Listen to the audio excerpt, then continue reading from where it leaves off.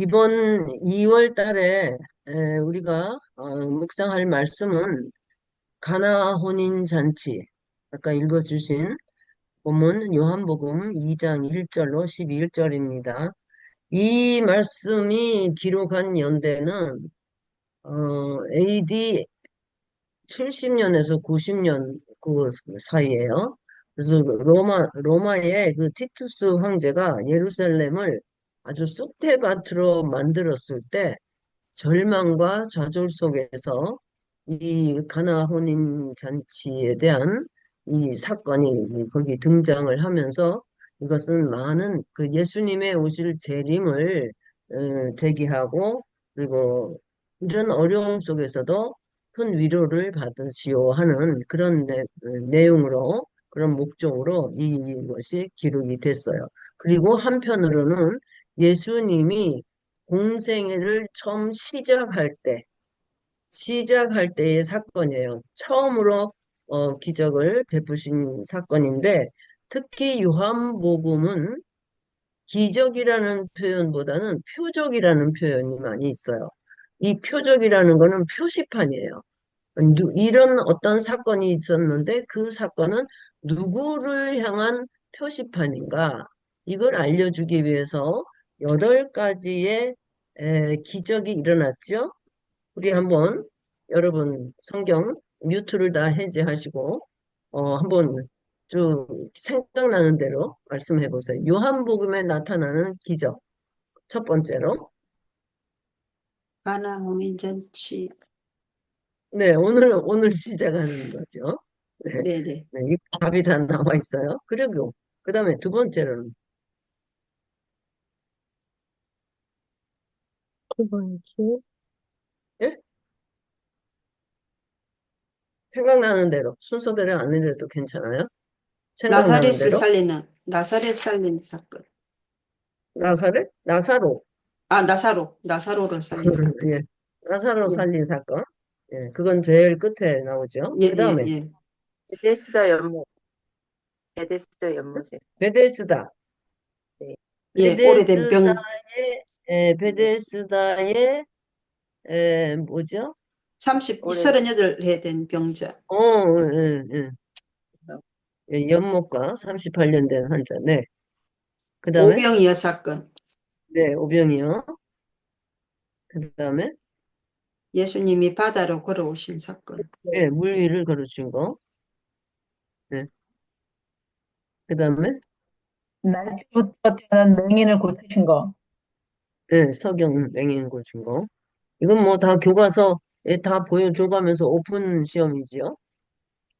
그리고 몇 개 남았어요? 하나, 둘, 셋, 넷, 다섯, 세 개, 네 개. 하나, 둘, 셋, 넷, 다섯, 여섯이니까 2개 남았어요. 죽은 나사로 살린 거, 죽은 나사로 살린 건 아까 했고, 왕의 신하의 아들 나의 아들을 고치신 거. 붙였죠. 그리고 마지막으로 예수님의 부활. 아, 예수님이 부활하셔서 베드로를 만난 장면. 이렇게 8가지예요. 네, 이 모든 것이 다 누구를 향한 표적이라고요? 예수님을 향한 표적이에요. 네, 음, 이건 다 예수님에 대한 스토리로 이렇게 표적을 이렇게 소개를 한 겁니다. 그리고 예수님이 누구신가를 표시하는 표지판이에요. 그러면 이런 오늘의 첫 번째 공생애의 첫 번째 일어나는 표적 이야기는 어, 한마디로 말해서 예수님이 거기 있었기 때문에 일어날 수 있었던 일이에요. 다 8가지가 다 그렇죠. 그러니까 처음 스타트서부터 이거는 예수님이 거기 있으면 일어나는 일들, 이런 건데, 첫 번째로 예수님이 어디에 있었어요? 가나 가나. 혼인 잔치에 있었습니다. 그리고 두 번째로는 예수님이 계셨어도 마리아가 예수님께 고한 사실이 있기 때문에 일어난 거예요. 마리아가 예수님께 고하지 않았으면 누군가 아무도 거기에 있는 사람들은 예수님께 고할 수 있는 사람이 없었어요. 그래서 예수님께 마리아가 예수님께 고했기 때문에 일어난 사실이에요. 그래서 이것을 볼 때 물이 포도주가 됐다는 것은 예수님이 계시면 한탄이 바뀌어서 감탄으로 된다. 예, 아멘. 한탄이 감탄으로 바뀌는 거예요. 탄자 돌림이에요. 음. 기억하시기 좋게. 그래서 예수님이 여러분 댁에 가신다면, 예수님이 여러분의 환경 속에 들어가신다면, 위기가 은혜와 찬송으로 바뀌고, 아멘. 초상집이 잔치집으로 바뀌게 될 줄 믿습니다. 아멘. 아멘. 여러분들의 사역지에 예수님이 계시면 사역이 어떻게 되겠어요? 잘 될 수밖에 없죠. 예수님이 계시니까. 그러면 안 된다는 거는 뭔가 예수님이 있는 줄 아는데 실제로는 없어요. 그 말은 무슨 말이냐면 예수님이 있다 없다는 그만큼 관계를 어떻게 맺느냐 그게 중요한 거죠. 이 마리아가 오늘 제가 강조드리고 싶은 거는 마리아와 예수님과의 관계예요. 예. 그거를 굉장히 강조를 하려고 하니까 여러분들이 귀를 쫑긋해서 들어주시기 바랍니다. 그리고 이 장의 그 혼례식은 우리가 앞으로 오실 신랑 대신 예수님과 성도 되시는 우리들의 관계, 우리들의 그 앞으로 예수님이 재림하시면 일어날 혼례식을 미리 예상하는 겁니다. 그래서 그 당시의 결혼 풍습을 한번 제가 설명을 해 드려 볼게요. 남자 여자가 만나면 결혼할 의형이 있어서 만나게 되면 거기에다 서약서를 작성을 한대요. 서약서를 작성하고 남편이 먼저 아내 될 사람한테 포도주 잔을 내밀 때 아내가 그 포도주 잔을 마시면 결혼을 허락한다는 뜻이래요. 네. 그래서 그렇게 되면 정혼이라는 게 이루어지는데 지금과 같은 그 약혼하고는 또 달라요. 이거는 거진 결혼이야. 결혼이기 때문에 일단 정혼을 하면 그다음에는 어 오직 그 신랑만 바라봐야 돼요. 다른 남자 쳐다보면 안 돼요.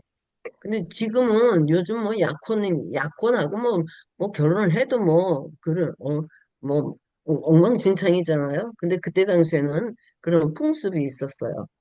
그래서 정혼을 하고 나면 남편 되실 신랑은 아버지 집으로 가는데 아버지 집으로 가는 목적이 신부와 같이 살 수 있는 집을 마련하기 위해서 재료를 가지고 가는 거예요. 갔다가 그동안에 가는 동안에 가서 집을 짓는 동안에 신부는 그럼 뭐 하느냐? 그 세마포를 준비하는 거예요. 신랑 신부 결혼식 때 입을 세마포를 준비하고 있는 거죠. 그래서 세마포를 준비해서 어느 정도 다 준비가 되면 그 다음에는 신랑이 언제 올지 아무도 몰라요. 이건 아버지가 가라고 할 때 가야 돼요. 그러니까 신부가 잘 들어보세요. 신부가 세마포를 다 만들었을 때 이제 오셔도 됩니다 할 때 가는 게 아니라 아버지가 결정하는 거예요. 그러니까 때와 장소는 나도 모르고 아무도 모르네. 오직 아버지만 안다 그랬잖아요. 예수님이. 바로 그걸 얘기를 하는 거예요. 이 풍습에서 나오는. 그래서 신랑이 올 때까지 이 신부가 만들어낼 그 세마포는 예수님이 언제 올지 모르니까 만들어 놓은 다음에는 그 다음에는 그거를 매일같이 입고 잔대요. 밤중에도 오고 도둑같이 온다 그랬습니까? 그러니까 밤낮으로 그 세마포를 입고 잔대. 우리 얼마나 긴장 속에서 신랑을 맞이할 준비를 하는 거예요. 이거는 우리가 앞으로 우리 사모대의 그 큰 띵, 그리스도의 신부라는 이거하고 연결이 돼요. 그래서 제가 2월 달에 이 말씀을 선택해서 여러분께 준비하는 마음으로 전하고 있는 겁니다. 그러면 아버지가 정하는 그 때는 언제이냐? 그건 아무도 몰라요. 아버지가 정하는 때에 아들도 그때 그러니까 아버지가 정하는 때는 그 집이 다 완성됐을 때, 그 집을 부지런히 만들어서 다 완성됐을 때, 이제는 됐다, 가라. 그래서 이제 신랑 되실 예수님은 신부를 맞으러 오시는 거죠. 음. 그래서 여기에 예수님께 고한 마리아, 예수님께 고한 그 마리아의 태도를 한번 미리 얘기를 좀 드려봅시다.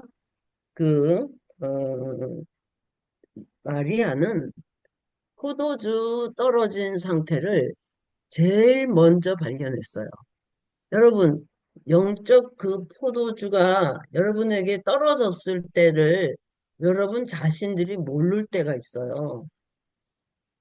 예. 왜 이러지? 왜 이렇게 답답하지? 왜 말씀이 옛날처럼 달지 않지? 근데 왜 그러는지를 몰라요. 그 포도주가 떨어져서 그래요. 그러니까 마리아는 거기에 친척으로 갔지만 주방에서 포도주가 떨어진 사실을 제일 먼저 알고 그리고 예수님께 그것을 고했어요. 이 두 가지 사건이 마리아의 위대한 신앙의 영성을 말할 수 있는데 포도주가 떨어진 상태를 금방 진단할 수 있다는 것은 마리아의 그 영적 민감성이에요. 영성으로 말하면 아주 예민한 안테나를 항상 곤두세워가지고 여러분 기도만 하면은 뭐 다른 무슨 뭐 이상한 거 말고 정말 하나님과 왜 성경적으로 말씀대로 이렇게 굳게 서서 내 심령의 상태가 어떤지 말씀에 비춰봐서 딱딱 이렇게 뭐라 그럴까요? 영적 상태를 느껴보는 거죠. 그러니까 제가 만든 그 책에 보면 사모님들이 가장 심각한 병 중에 하나가 문둥병이에요. 요즘은 한센스 병이라고 그러죠. 그 한센스 병의 특징은 감각을 몰라요. 손가락이 떨어져 나가도 아픈지 몰라요. 그게 제일 무서운 거예요. 근데 우리 사모님들 중에는 그런 그 심각한 병이 너무 많다고요. 그거를 제가 남편 돌아가시고 나서 정말 인생의 그 아주 한 획을 긋는 회개를 하는데 그때 저의 영적 상태를 다 하나님이 보여주시고 그동안에 네가 목회하면서 사모 역할을 하면서 어떤 병에 걸렸는지 제일 처음에 걸린 병이 한센스 병이에요. 감각을 몰라. 내가 얼마나 교만한지 그 증세를 모르는 거예요. 목이 말라도 목이 마른지를 모르는 거예요. 왜냐? 뭐든지 잘 되니까. 목회를 하면 왕왕되고, 물질도 풍성해지고, 인기도 올라가고, 명성도 막 쭉쭉쭉쭉 올라가니까 내 잘난 줄 알죠. 기도는 해요. 기도는 하고 말씀에 똑같은 영적 생활을 하는데도 내 영혼의 상태는 마비가 되고 있다는 거. 이거를 목회한 지 23년 만에 남편 세상 떠난 다음에 알려주신 거예요. 그래서 회개를 철저히 하고 얼마나 철저히 기도를 시키시고 하나님이 다시 일으켜서 사역을 하게 해주시는데 지내놓고 보니까 그때 너무너무 아팠지만 그것이 나에게는 큰 복이 됐죠. 그런 것처럼 여러분 이렇게 사역을 하다 보면요. 어떤 사역을 하든지 거기서 나오는 독소가 있어요. 여러분들의 사역의 대상 중에 나한테 이렇게 풍기는 독소가 있어요. 그거를 자꾸 우리가 먹는 게 사역이거든요. 그러면 그걸 자꾸만 순화시킬 수 있어야 돼요. 그러지 않으면 여기에서 본인들이 썩어져 내려가는 것도 모르는 상태로 그냥 그대로 있다가 어느 날 갑자기 그냥 훅 꺼지는 거죠. 그래서 이 시간에는 마리아의 예민한 영성, 포도주가 떨어진 상태를 빨리 캐치를 했어요. 그 다음에 중요한 거는 마리아가 누구에게 구했어요? 예수님께 구했어요. 여러분, 그동안에는 30, 지금 예수님이 30살이에요. 30살 되기 전까지는 그냥 하나의 엄마와 아들과의 관계였어요. 그런데 오늘 이 포도주 만드는 사건, 그 현장에는 예수님과 마리아의 사이는 어떤 사이였어요? 조물주 하나님과 인간들, 그런 관계였어요. 그랬기 때문에 마리아는 예수가 누구인지를 확실히 알았어요. 자기 아들이 아니고 하나님의 아들이고 내가 무엇이든지 구하면 이루어 줄 수 있는 전능하신 신의 존재로 알고 있었어요. 그것이 귀한 거예요.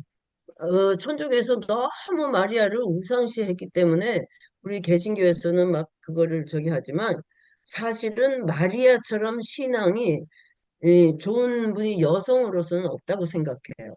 왜냐하면 자기가 나와가지고 물론 성령으로 잉태했지만 내 뱃속에서 나와가지고 어릴 때부터 기저귀 갈아주고 젖 먹이고 다 그랬잖아요. 그때는 육신이었어요. 그런데 어느 날 30살부터 공생애가 시작이 되는데 그때 그 전에 미리 영성이 다 준비돼 있었으니까 예수가 누군지를 알았기 때문에 예수에게 구했지. 보세요. 주방에서 일어나는 일을 왜 총각인 자기 아들한테 그걸 구하냐고요. 상식적으로 그렇지 않아요? 그쵸? 말이 되죠? 우리 같으면 빨리 슈퍼에 가서 포도주 사가지고 얼른 해야지. 그때 당시에 포도주 떨어졌다는 건요. 우리 잔치상에서 무슨 음료수 떨어져서 빨리 슈퍼에 가서 사다 메꾸는 그런 게 아니었어요. 잔치상에 포도주가 떨어졌다는 거는 손님들이 그 주인을 향해서 술을 할 수 있어요. 그때 뭐냐면, 예, 그 정도로 심각한 거예요. 잘못하면 이게 재판거리가 되는 거죠. 그런 상황, 그런 배경, 문화 배경 속에서 마리아는 시급한 그런 환경 속에서 왜 예수님께 구했냐고. 예수님은 주방에 없었는데, 남자로서, 남자가 뭐 주방에 들어갔겠어요? 그리고 뭐 친척이지만 손님으로 왔는데 그거는 우리가 상식적으로 안 맞잖아요. 그래서 왜 예수님께 구했나? 아하, 예수님이 누구라는 것을 알았기 때문에 구하는 대상이고 내가 구하면 이루어질 걸 믿는 신적인 대상으로 알았기 때문에 구할 수 있었어요. 여기서 이게 가장 중요한 것입니다. 그렇기 때문에 여러분들이 믿는 하나님이 어떤 하나님이신 것을 확실히 믿는 그것이 영적 면역을 키워내는 거예요. 그것이 확실하게 되면 어떤 어려움이 와도 이길 수 있는, 넘어갈 수 있는 힘이 생기는 거죠. 그런데 알다가도 아는 것 같은데 막상 어려움을 당하면 몰라요. 의지하면 된다고 생각하는데 막상 어려움이 생기면 의지가 안 돼요. 응? 하나님이 옆에 함께 계시는 걸 아는데 왜 염려가 되냐고요. 진짜로 확실하게 나랑 하나님이 옆에 있다. 뭐 예를 들어서 트럼프 대통령 지금 뭐 말도 아니야. 말 한마디면 뭐 세계를 바꾸는 그런 권력 있는 사람인데 그 사람이 내 옆에서 나를 밀어준다. 뭔 걱정이에요? 안 그래요? 그렇잖아요. 김정임 상님이 뭐가 오나 봐. 웃을 수 있는. 아무리 그래도 그 현실은 안 이루어져요. 왜냐? 우리는 트럼프 위에 계시는 하나님의 자녀예요. 약속해줬어요. 우리와 함께 하신다고. 근데 왜 실감이 안 나냐고요. 그것이 알고 싶지 않아요? 응? 그만큼 우리가 하나님께 집중을 한다고 해도 얼마나 집중을 하느냐에 따라서 의지가 되는데 말로는 집중을 하는데 너무 방해물들이 많아. 그래서 가진 게 하나도 없게끔 만들어서 오직 하나님만 바라보게 하시는 그 환경이 가장 복된 행복이에요. 너무 불안하죠. 불안하기 때문에 하나님께로 집중할 수밖에 없고 의지할 게 없기 때문에 하나님만 붙잡을 수밖에 없고 세이브 은행의 통장에 조금 내일 먹을 거라도 있으면 하나님 의지할 필요 없어요. 내일 먹을 거 있으니까. 그래서 하나님이 어떤 때는 싹 없애는 거예요. 근데 인정하게. 그때가 바로 나만 바라보라. 아, 근데 그게 잘 안 되죠.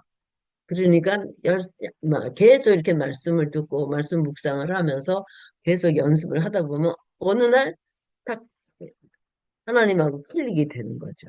그때가 가장 복이에요, 여러분. 그래서 마리아는 이런 식으로 참 하나님, 예수님과의 관계를 잘 맺었어요. 그런데 예수님은 엉뚱하게 여자요? 내 때가 아직 안 됐다. 그건 너무 생뚱맞지 않아요? 우리 예수님 분위기 파악도 못하고 그런 남자한테 누가 시집 가겠어요?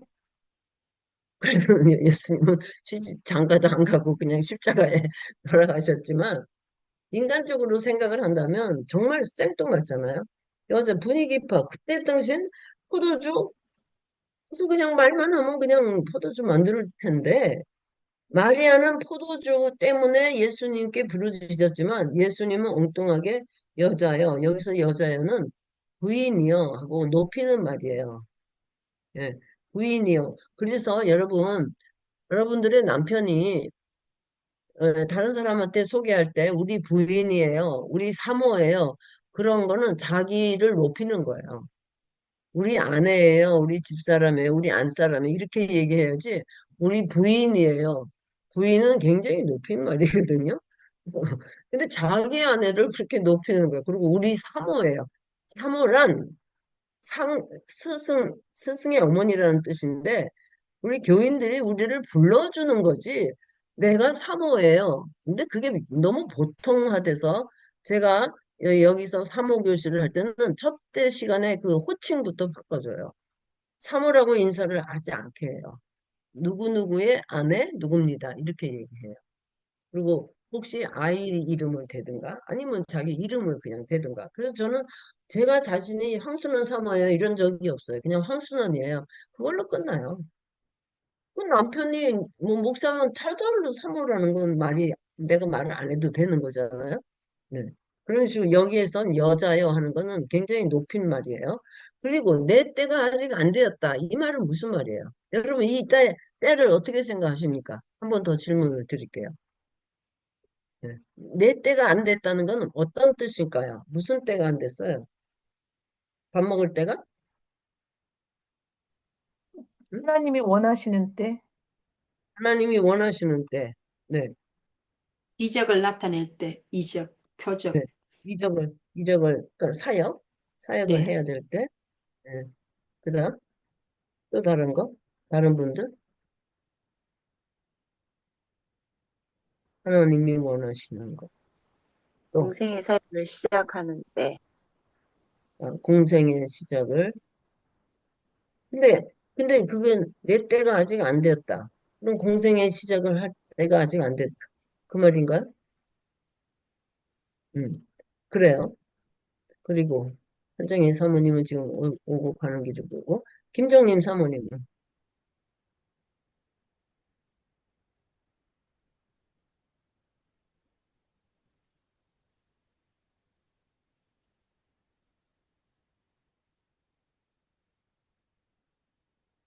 어떻게 뭐가 인사이트가 안 나요?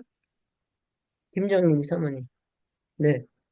대체적으로 사역을 시작할 때가 아직 안 됐다. 이제 그런 건데 이게 요한복음 17장 1절에 보면 아버지께서 영광을 받으실 때다. 이게 지금 예수님이 십자가 지기 전에 고별 기도잖아요. 그런데 여기 일정일에 보면 예수님께서 이 말씀을 하시고 손을 들어 하늘을 우러러 이르실 때 아버지여 때가 이르렀사오니 아들을 영화롭게 하사 아들로 아버지를 영화롭게 하게 하소서. 이 때예요. 그러니까 이 요한복음은 다른 복음하고 달라서 하나님의 영화롭게 하는 것, 그걸 강조를 하는 거예요. 그러기 때문에 뭐 좀 이렇게 힘들고 슬픈 그런 스토리보다는 음, 예수님이 다니시는 데다만 다 기적이 일어나고 그러면서 결국은 십자가를 지었잖아요. 근데 그 십자가를 통과해서 나오는 그 하나님의 영광. 그래서 아들도 아버지가 영광 받을 때 같이 영광 받을 거, 그 영광을 강조한 장이에요. 요한복음을 주로. 그래서 이 영광을 받을 때가 아직 안 됐다. 이 말씀은 당신의 사명을 감당해서 아버지께 영광 돌리고 그 아버지의 영화가 내 영화가 된다 하는 그런 의미가 들어 있습니다. 그래서 예수님이 이 공생애의 시작을 하면서 이제부터 그 영화를 향해서 가고 있는 때다. 이런 암시를 주는 그렇게 이제 해석을 보통 하십니다. 그래서 그 마리아에게 그 공생에 시작된 그 시점에서부터 자기의 그 어떤 할 일, 할 일과 아버지가 결국은 나를 통해서 영광을 받으시고 나도 영광을 받을 거다. 그 영광을 강조를 한 그런 의미에서 내 때가 아직 안 됐다. 영광을 받을 때가 아직 안 됐다. 그 말씀이에요.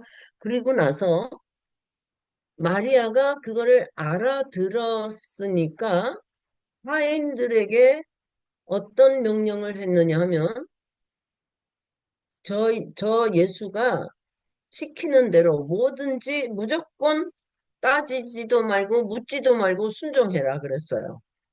그러니까 이 마리아는 예수님하고 우리가 볼 때는 이 사오정 시리즈 같이 동문서답을 하는 것 같으잖아요. 뭐 갑자기 예수님이 마리아가 예수님께 포도주 떨어졌다고 얘기를 하는데 갑자기 내 때가 안 됐다 그러고 그러더니 또 마리아는 또 갑자기 하인들한테 뭘 시키는 대로 해라 그러고 이거 완전히 사후정 시리즈 같았어요. 그런데 이제 이걸 준비하면서 정리를 하게 해주시고 알려주셔서 이렇게 되는구나.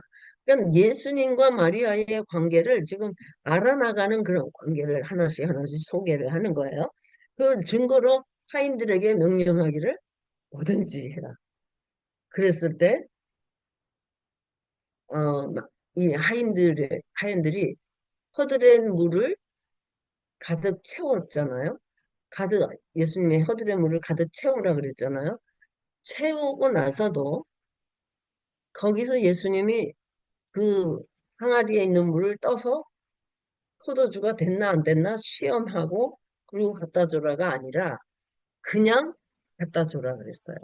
그러면 우리 같으면 이걸 그냥 몰래 아마 어떤 사람들은 몰래 열어서 먹어봤을 거예요. 근데 그때까지도 아직 허드렛물이야. 그랬으면은 이 하인들이 생각해 보세요. 하인의 입장을 들어가 보세요.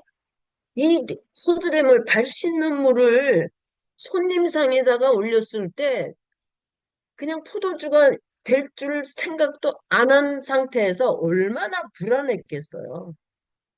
누가 한 사람이 그거 가지고 트집 잡고 쓰하면은 타인들은 그냥 금방 그 자리에서 목 떨어져 나가요. 그죠? 그런 위기의 순종이 명령이에요. 우리는 읽으면서 뭐 하인들이 그냥 물 떠오라 그랬을까 물 떠다 이러지만 생각을 해보세요. 물을 떠서 갖다 준데 그게 포도주가 변하게 될 일이라고는 하인들은 꿈에도 생각을 못했다고요. 예수님이 거기 허드렛물에다 물을 채우고 갖다 부어라. 내가 포도주를 만들어 줄 테니 뭐 이랬으면 괜찮아요. 그죠? 신나겠죠? 그런데 일체 말이 없었어요. 여러분, 하나님이 우리를 이렇게 시험할 때가 있다고 말씀을 안 하셔. 그냥 무조건 하라 그래. 도대체 답답해서, 어? 이번에 3호데이도 그냥 무조건 하라고 그러시는 거예요. 근데 돈이 이게 얼마나 많이 들어가는데 너무 막막한 거예요. 그런데 제가 이제 하나님한테 기도원처럼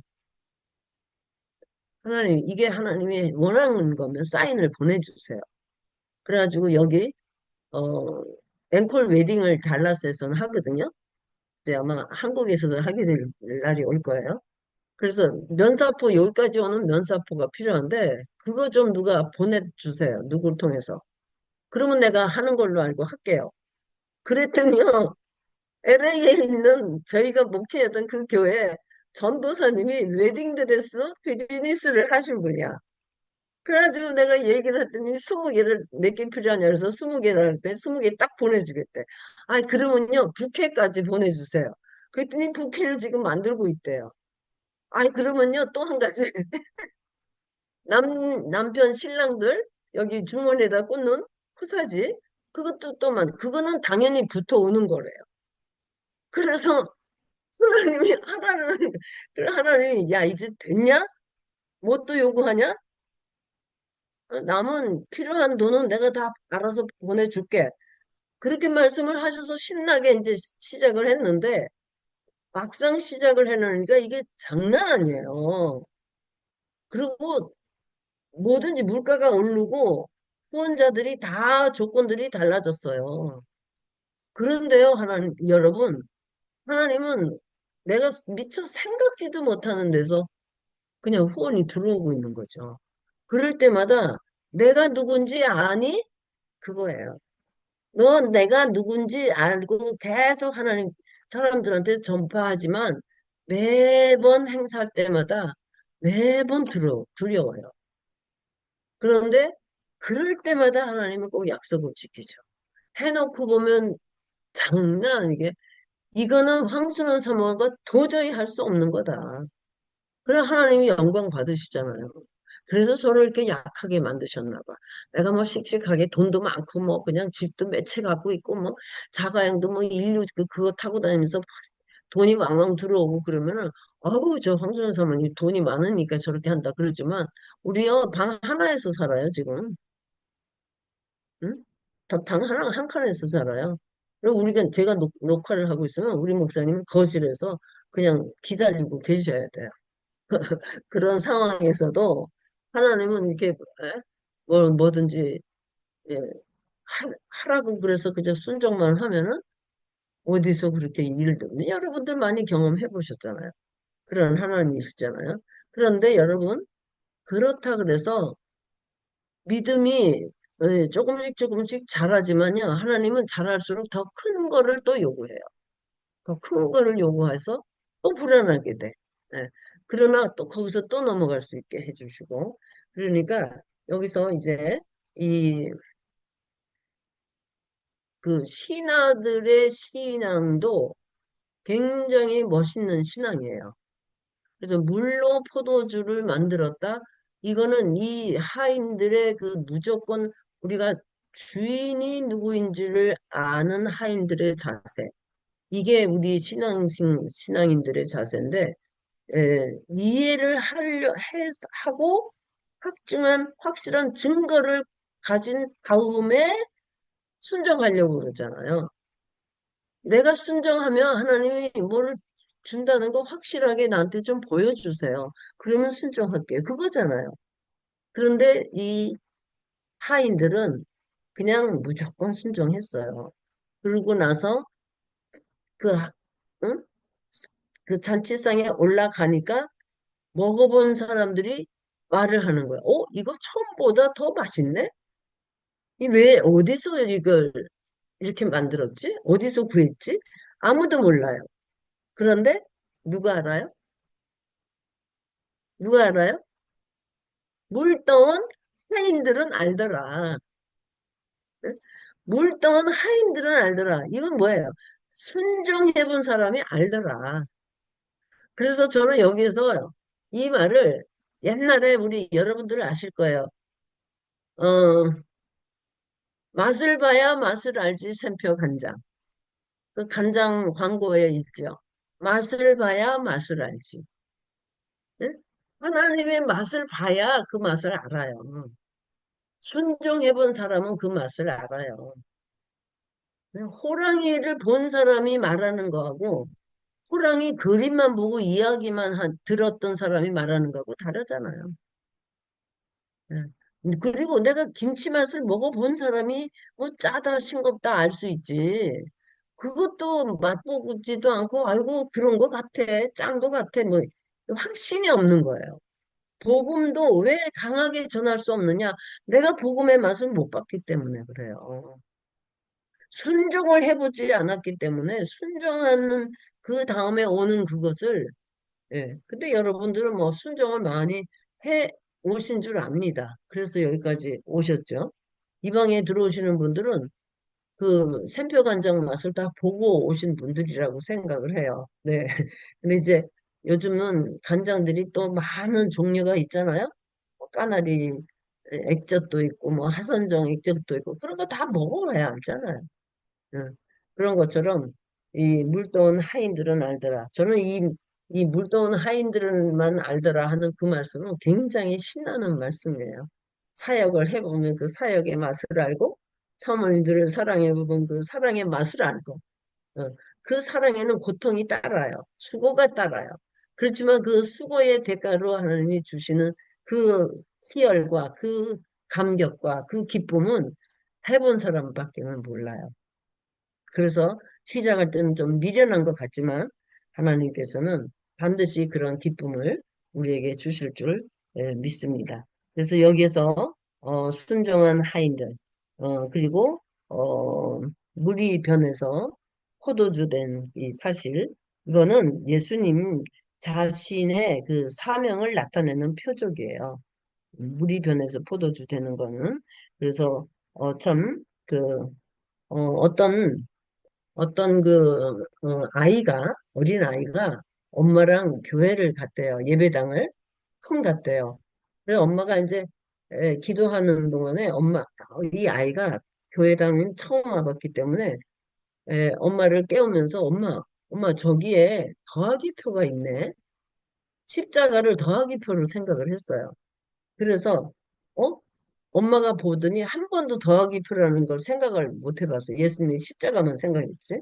근데 순간적으로 생각이 나는데 그래 저거는 예수님이 십자가에서 죽은 그 형틀인데 더하기 표지 우리가 아무것도 없는 거에 예수님이 오시면 더하기 표가 돼. 뭐든지 더하기가 돼. 예. 그래서 우리가 기쁨이 없고 참 초라할 때 예수님을 우리 마음에 모시면 우리가 기뻐지죠. 기쁨이 더하기가 돼. 그래서 더하기 표를 그렇게 설명을 했대요. 참 그 말이 어린아이의 그 착상이지만 엄마의 그 대답이 참 지혜롭잖아요. 우리의 삶 속에 더하기 표로 오신 예수님, 그런 예수님을 우리가 지금 믿고 살고 있잖아요. 우리의 삶 속에 맨날 영적으로 이렇게 더해지는 축복이 올 한 해에 여러분들에게 있기를 바랍니다. 그래서 저희는 이달에는 목표를 언어의 프레임을 바꾸자. 그런 목표로 세웠어요. 그래서 너희 말이 내 귀에 들리는 대로 내가 시행하리라. 하나님이 하시는 그 말씀대로 이제는 프레임을 좀 바꿉시다. 지난 1월 달에는 저희가 어, 그 프레임을 넓혀서 지경을 넓히는 그 말씀을 전했는데 이번에는 이제 프레임을 구체적으로 바꾸시는데 언어의 프레임을 바꿔봅시다. 염려하는 언어에서 감사하는 언어로 그리고 좌절 언어에서 창조의 언어로 비판 언어에서 축복 언어로 그렇게 바꿔지는 그런 연습을 이달에 한 달 동안 연습을 하시면 여러분들의 삶이 확 바뀌어질 걸로 믿습니다. 근데 이게 습관이 돼서 잘 안 돼요. 매일같이 연습을 하셔야 돼요. 매일같이. 매일같이 연습을 하시다 보면 저절로 내 입술에서 나오는 말들이 바뀌어지는데 이거를 표를 걸고 매일같이 연습을 하다 보니까요. 저한테 염려가 얼마나 내 안에 많이 있는지 우선 파악이 되더라고. 그럴 때마다 감사로 받고, 그리고 좌절 언어가 내 안에 얼마나 있는지 이게 표가 나더라고요. 이 표를 적응하기 전에는 그냥 지나갔어요. 근데 매일매일 체크를 하다 보니까 좌절의 언어가 엄청 많이 숨어 있어, 제 언어 속에. 그런데 그거를 창조의 언어로 바꾸는 거예요. 근데 창조의 언어가 낯이 설어요. 한 번도 이렇게 선포를 해본 적이 없어서. 그래서 성경을 읽는 거예요. 성경에 있는 낱말들을 내 입에 담아 넣는 거예요. 그러니까 확실히 마음이 달라지더라고. 이 좌절 언어나 염려 언어나 비판 언어가 자꾸 들어오는데 안 들어오는 게 아니에요. 들어올 때마다 이 언어를 바꾸기 연습을 하는 거예요. 그 탁구공이 나한테 올 때마다 받아치는 것처럼 매일같이 연습을 하다 보면 언젠가는 제 입에 붙어 있겠죠.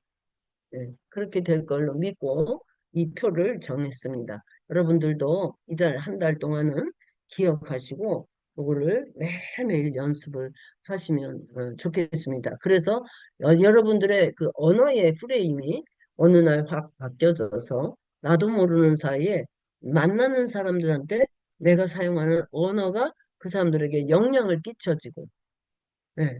그래서 그 사람들의 얼굴이 밝아지는 거를 볼 때 그게 사역의 열매예요. 네, 그런 축복이 여러분들에게 있기를 간절히 바라는 마음에 이 말씀을 전했습니다. 다 같이 기도하시겠습니다.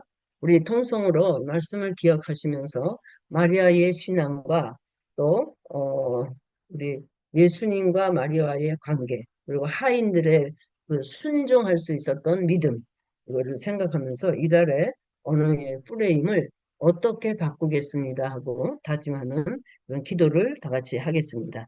다 같이 기도하겠습니다. 하나님